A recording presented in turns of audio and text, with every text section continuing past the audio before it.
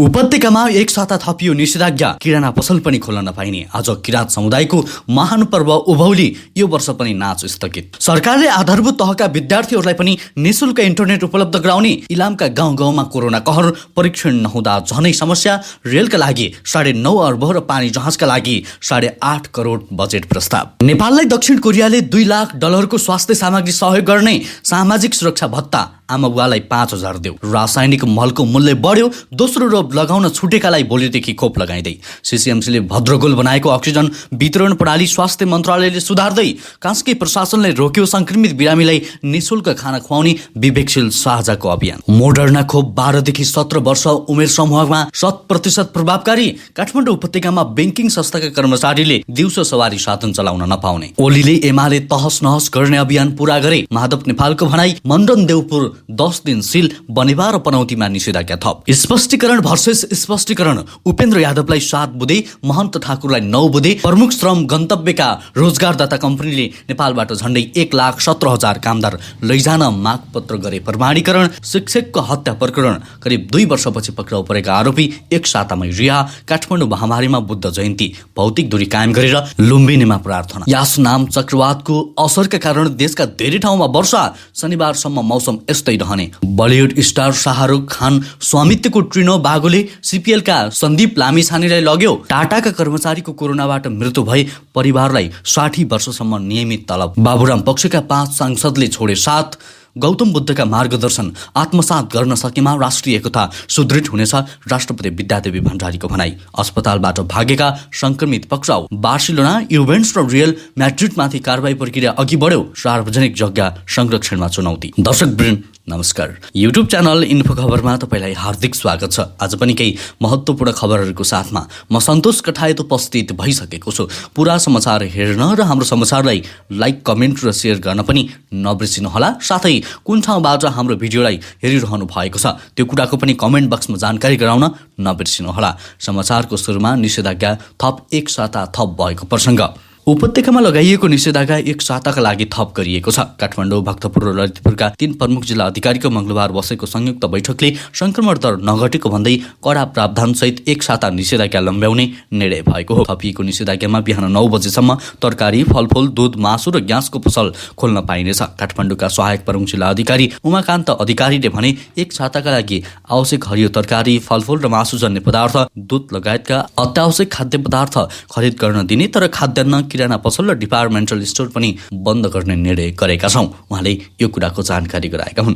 त्यसैगरी अब अर्को समाचार। राष्ट्रपति विद्यादेवी भण्डारीको प्रसङ्ग। राष्ट्रपति विद्यादेवी भण्डारीले विश्व शान्तिका अग्रदूत गौतम बुद्धको 2565औं जन्म जयन्तीका अवसरमा स्वदेश तथा विदेशका बौद्ध धर्मावलम्बी, शान्ति र अहिंसा प्रेमी सम्पूर्ण नेपाली दिदीबहिनी र दाजुभाइमा सुख, शान्ति र समृद्धिको लागि शुभकामना व्यक्त गरेकी छन्। उनले भनेकी छन्, शान्तिका प्रकाशका रूपमा उच्च सम्मान गर्ने महान गौतम बुद्धको जन्मभूमि नेपाल हुनु हामी सबैका लागि गौरवको विषय भएको छ। उनले बुद्ध जयन्तीलाई हाम्रो राष्ट्रको प्राचीन सभ्यता र समृद्ध इकाइबाट प्रेरणा लिँदै प्रकृतिको बाटोमा अग्रसर रहन ग्रहण गरेका अवसरका रूपमा लिनुपर्नेमा जोड दिएकी छन्। त्यसैगरी अब अर्को समाचार। सरकारले देशभरका करिब 20,000 आधारभूत विद्यालयमा निशुल्क इन्टरनेट उपलब्ध गराउने भएको छ। यसअघि ब्रोडब्यान्ड नेटवर्क विस्तार परियोजना अन्तर्गत देशैभरिका सामुदायिक माध्यमिक विद्यालयहरूमा मात्र इन्टरनेट उपलब्ध गराउने गरी कार्यक्रम कार्यान्वयन गरिएकोमा अब आधारभूत विद्यालयहरूमा पनि इन्टरनेट उपलब्ध गराइने भएको हो। नेपाल दूरसञ्चार प्राधिकरणका अध्यक्ष पुरुषोत्तम खनालले ग्रामीण दूरसञ्चार विकास कोष अन्तर्गत रकम प्रयोग गरेर आधारभूत विद्यालयहरूमा निशुल्क इन्टरनेट उपलब्ध गराउने कुराको जानकारी दिएका छन्। देशैभरमा सार्वजनिक निकायहरूमा उच्च गतिको इन्टरनेट पुर्याउने लक्ष्यसहित ब्रोडब्यान्ड नेटवर्क विस्तारका लागि प्राधिकरणले 5 अर्ब रुपियाँभन्दा बढी लगानी गरिरहेको छ। त्यसैगरी अब अर्को समाचार। कोरोनाको संक्रमणको दोस्रो लहर चलिरहेका बेला मलेसिया बाहेक श्रम गन्तव्यका रोजगारदाता कम्पनीले नेपालबाट झण्डै 1,17,000 कामदार लैजान मागपत्र प्रमाणीकरण गरेका छन्। ती देशले निर्माण क्षेत्रमा बढी कामदार लैजान माग पेश गरेका हुन्। कामदारको माग भए पनि कोरोना संक्रमणले उडान रोकिएका कारण उनीहरू गन्तव्य देश जान भने पाएका छैनन्। वैदेशिक रोजगार व्यवसायी सङ्घका अनुसार कतार, साउदी अरब, संयुक्त अरब इमिरेट्स, बहराइन र ओमान, साइप्रस, रोमानिया स्थित रोजगारदाताले नेपाली कामदारको माग गरेको हो। प्रमुख गन्तव्य मुलुक मलेसिया र कुवेतले भने कामदारको माग गरेका छैनन्। त्यसैगरी प्रकृति र प्रेतको पूजा गरी आज किराँत समुदायको महान चाड उभौली पर्व मनाइँदैछ। खेतीपाती सप्रियोस्, रोग व्याधि नलागोस्, प्राकृतिक विपत्ति नपरोस् भन्ने कामना सहित किराँत समुदायले बाली लगाउने समय पारेर प्रीत तथा भूमिको पूजा आज गरी उभौली पर्व मनाउने प्रचलन रहेको छ। बाली नानी नबिग्रियोस् भनेर प्रकृतिको पूजा गरेर मनाइने यो पर्वमा किराँत विधि अनुसार सुप्रीमा पाउहाङको पूजा गर्ने गर्छन्। मान्छेलाई खेती गर्ने ठाउँ दिने प्रकृति र खेती गर्न सिकाउने पूर्वजको सम्झना स्वरूप यो पर्वमा भूमि पूजा गर्ने गरिन्छ। उभौली पर्वको अवसरमा परम्परागत वेशभूषामा सजिएर गोलो घेरामा ढोल र झ्याम्टा बजाउँदै साकेला नाच्ने गरिन्छ। साकेला नाच्ने पनि गरिन्छ। तर यो वर्ष पनि उभौली चाड सार्वजनिक स्थलमा पूजाआजा र नाच प्रदर्शन नगरिने भएको छ। त्यसैगरी नयाँ संविधानको व्यवस्था बमोजिम नागरिकता ऐनमा परिवर्तन गर्नुपर्ने भएपछि प्रतिनिधि सभा र राष्ट्रिय सभाको निर्वाचन 2074 पछि बनेको केपी ओलीको नेतृत्वको सरकारले नेपाल नागरिकता ऐन 2063 लाई संशोधन गर्न विधेयक 2075 जेठ 22 गते संसदमा दर्ता गराइयो। नेकपा खारेज नहुने बेलासम्म झण्डै 2/3 ओली सरकारले संसद जति बेला पनि यो विधेयक पारित गर्न सक्ने अवस्था थियो। तर त्यसतर्फ ध्यान नदिई यो विधेयक 3 वर्षसम्म संसदमा अड्काएर यति बेला अध्यादेश मार्फत यो विधेयक ल्याइएको छ। सरकारको यस प्रकृतिलाई नागरिकतालाई कुर्सीसँग साटेको भन्दै सर्वत्र विरोध पनि भइरहेको छ। त्यसैगरी अब अर्को समाचार, कटारी नगरपालिका क्षेत्रमा सार्वजनिक जग्गा संरक्षण चुनौती बन्दै गएको छ। सार्वजनिक जग्गा अतिक्रमण तथा बेचबिखन रोक्न खोज्दा सुकुमवासीका नाममा नगर प्रमुख, उपप्रमुख, वडा अध्यक्ष र कर्मचारीको घरमा तोडफोड भएपछि संरक्षणमा चुनौती थपिएको हो। नगरपालिकाको वडा नम्बर 4 जहडीको किता नम्बर 78 र 108 को 2 विधा 14 कक्षा सरकारी जग्गामा भूमाफियाको गिद्धे नजर परेको वर्षौं भयो। त्यसलाई रोक्न स्थानीय बासिन्दा र नगरपालिकाले ठूलो प्रयास गरिरहेका छन्। उक्त जग्गामा अहिले भूमाफियाले कब्जा गरेर बेचबिखन गर्ने र घर बनाउने काम भइरहेको नगर प्रमुख श्रेष्ठले बताएका छन्। त्यसलाई रोक्न नगरपालिकाले सुकुमवासीको नाममा घर बनाउँदै गरेका सन्त बहादुर सुनवार लगायतका केही घर भत्काउने काम गर्यो। नगर प्रमुख श्रेष्ठले भने तर सरकारी जग्गामा बनाएको घर भत्काउन खोज्दा उल्टै आफ्नै घर तोडफोड गरिदिएका छन्। त्यसैगरी अब अर्को समाचार, विक्रमसम्म 2051 सालमा रु 100 बाट आरम्भ भएको सामाजिक सुरक्षा भत्ता हाल स्वास्थ्य उपचार खर्च 1000 सहित रु 3000 पुगेको छ। वर्तमान सरकारले यसलाई रु 5000 पुर्याउने प्रतिबद्धता व्यक्त गरेको छ। जसअनुसार आगामी बजेटबाट यो भत्ता मासिक 5000 पुग्ने आशामा नेपालका ज्येष्ठ नागरिकहरू बजेटको दिन कुरेर बसिरहेका छन्। यो भत्ता मुलुकमा जुनसुकै राजनैतिक दलको सरकार भए पनि बढाउनुको विकल्प छैन। विश्वभरि महामारीको रूपमा फैलिँदो कोरोना भाइरसको जोखिम तुलनात्मक रूपमा ज्येष्ठ नागरिकहरूमा बढी हुने कुरा विभिन्न अध्ययनले देखाइरहेको छ। त्यसैगरी काठमाडौँ उपत्यकामा ब्याङ्किङ तथा वित्तीय क्षेत्रका कर्मचारीले अबदेखि दिउँसोमा सवारी साधन चलाउन नपाउने भएका छन्। मंगलबार उपत्यकाका जिल्ला प्रमुख अधिकारीहरूको बैठकले उक्त निर्णय गरेको हो। पर्यटकहरूको हिजो बसेको बैठकले निषेधाज्ञालाई नयाँ तरिकाबाट कडाई गर्न लागेको हो। नयाँ निर्देशन अनुसार सरकारी कार्यालय, ब्याङ्क, सार्वजनिक संस्था र इन्टरनेट सेवा प्रदायक सवारी साधनहरू बिहान 9 बजेदेखि 10:30 सम्म र बेलुका 5 बजेदेखि 6 बजेसम्म मात्र चल्न दिने भएको छ। त्यसैगरी गत फागुन 23 गते अघि कोरोना विरुद्धको कोभिसिल्ड खोप लगाएका तर दोस्रो मात्र लगाउन छुटेकाहरूलाई भोलिदेखि खोप लगाइने भएको छ। बागमती प्रदेशले कोरोना विरुद्धको भ्याक्सिनको दोस्रो डोज लगाउन छुटेका फ्रन्टलाइनर्सहरूलाई भोलिबाट दोस्रो डोजको खोप लगाउने भएको हो। बागमती प्रदेशको सामाजिक विकास मन्त्रालय स्वास्थ्य कार्यालय ललितपुरले सूचना जारी गर्दै भोलि बुधबारदेखि सुरक्षाकर्मी र पर्सि बिहिबारदेखि अन्य फ्रन्टलाइनर कर्मचारीहरूलाई सूचना मार्फत जानकारी दिएको छ। फागुन 23 गतेदेखि चैत 4 गतेसम्म भने दोस्रो चरणको खोप अभियान सुरु भएको थियो। त्यसैगरी देशभरि फैलिरहेको कोरोनाको दोस्रो लहरले इलामलाई पनि अछुतो राखेन। त्यसमाथि भारतसँग प्रत्यक्ष सीमा जोडिएको इलाम कोरोनाको अत्यन्त जोखिममा रहेको जिल्ला हो। अहिले इलाम सदरमुकाममा मात्र होइन, गाउँ गाउँसम्म पनि कोरोनाको कहर पुगिसकेको छ। कुनै पनि माध्यमबाट कोरोना परीक्षण समेत भएको छैन।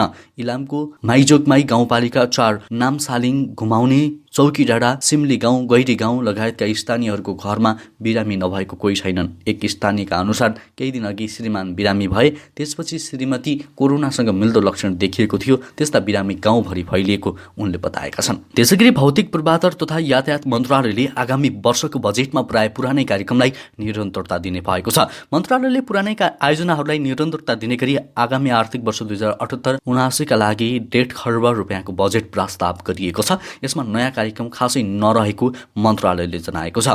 प्रस्तावित बजेटमा रेलका लागि 9.5 अर्ब र पानी जहाजका लागि 8.5 करोड रहेको छ। जेठ 15 गते अध्यादेश मार्फत बजेट ल्याउने तयारी भइरहेको समयमा राष्ट्रिय योजना आयोगले दिएको सीमा अनुसार नै प्रस्ताव पठाइसकिएको मन्त्रालयका प्रवक्ता दिप कुमार भट्टराईले बताएका छन्।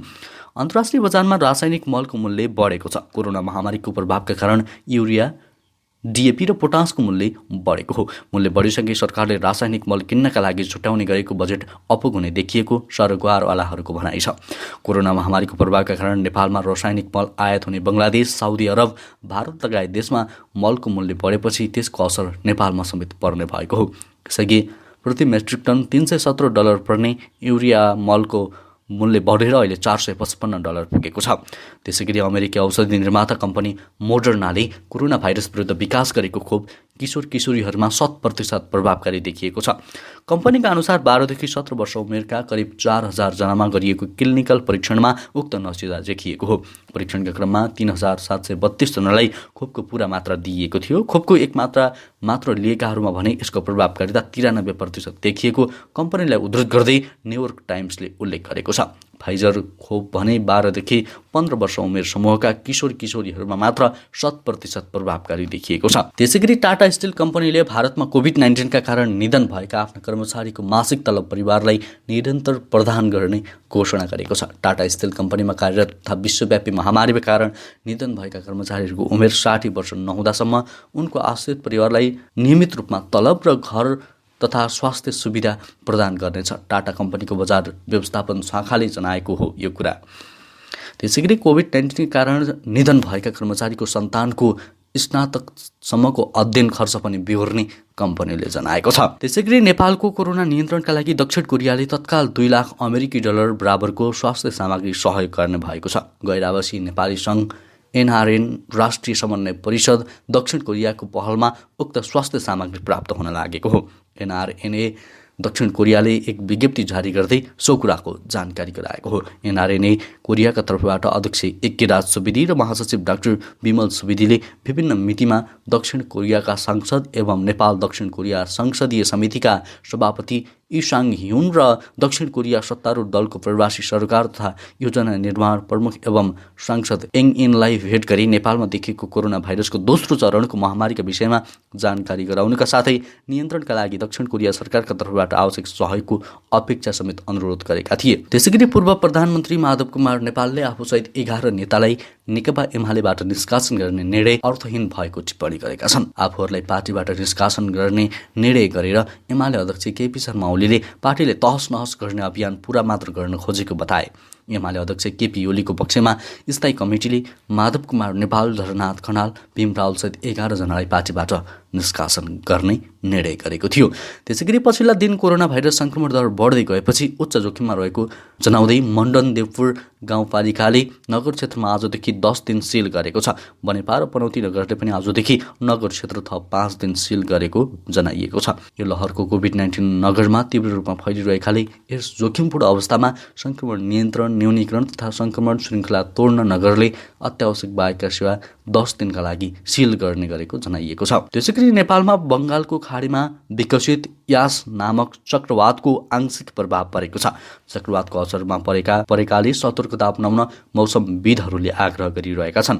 हिजो बेलुकादेखि नै देशका धेरै ठाउँमा पानी परिरहेको छ। गण्डकी, कर्णाली र बागमती प्रदेशका धेरै ठाउँमा हल्कादेखि मध्यम खालको वर्षा भइरहेको छ। मौसम पूर्वानुमान महाशाखाले यो कुराको जनाएको हो। प्रदेश नम्बर 1 को केही ठाउँमा भने आज ठूलो पानी पर्ने अनुमान गरिएको छ। त्यस्तै हिमाली तथा उच्च पहाडी क्षेत्रमा हिमपात र वर्षासँगै उच्च वेगको हावाहुरी समेत चल्ने सम्भावना रहेकाले केही दिनसम्मका लागि पर्वतारोहण नगर्न र नगराउन मौसमविदहरूको सुझाव रहेको छ। त्यसैगरी जनता समाजवादी पार्टी जसपामा नेपालमा एक पक्षले अर्को पक्षलाई स्पष्टीकरण सोध्ने क्रम सुरु भएको छ। जसपा नेपालका अध्यक्ष उपेन्द्र यादवले जसपा नेपालका अध्यक्ष महन्त ठाकुरलाई 9 बुँदे वरिष्ठ नेता राजेन्द्र महतोलाई 6 बुँदे, कार्यकारिणी सदस्य लक्ष्मणलाल कर्ण र सर्वेन्द्रनाथ शुक्ललाई 5-5 बुँदे स्पष्टीकरण सोधेका छन्। उनीहरूको व्यक्तिगत मेल तथा व्हाट्सएपमा सो स्पष्टीकरण पत्र पठाइएको जसपा नेपालका कार्यकारिणी सदस्य प्रकाश अधिकारीले बताए। यादवले स्पष्टीकरण मागेपछि अध्यक्ष ठाकुरले पनि जवाफमा यादवलाई उल्टै 7 बुँदे स्पष्टीकरण सोधेका छन्।